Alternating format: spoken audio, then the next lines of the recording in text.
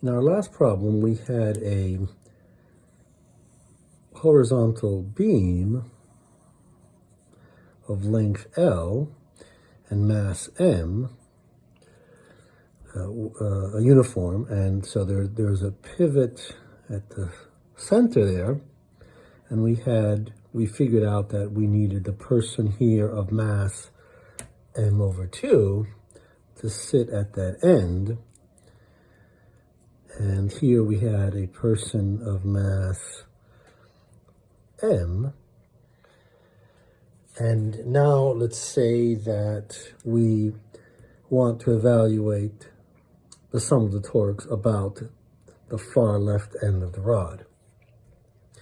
Right, in that case, now we have two additional torques, right? The normal force upwards and the weight of the beam itself downwards.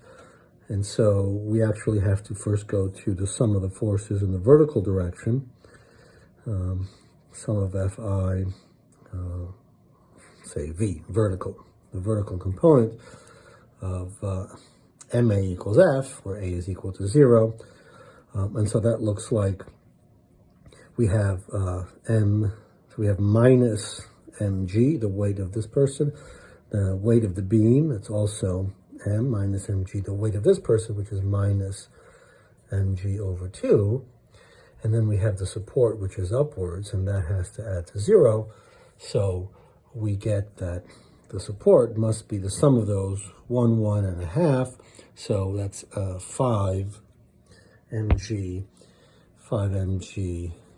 over 2. And now we can do the sum of the torques about the endpoint, and that we want to show that that's 0. So we get, we are at L over 4 from there, so we have an mg L over 4 about this point, which is clockwise. Then we have a minus 5 mg over 2, the normal force, at a distance L over 2, because it's that way. It's trying to rotate counterclockwise about that point. Then we have mg L over 2 for the weight.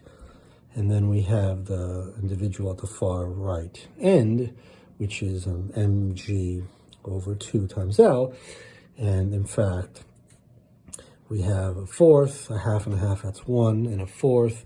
So we have 5/4 mgl minus 5 mgl over 4 from here. And of course, that is indeed equal to 0.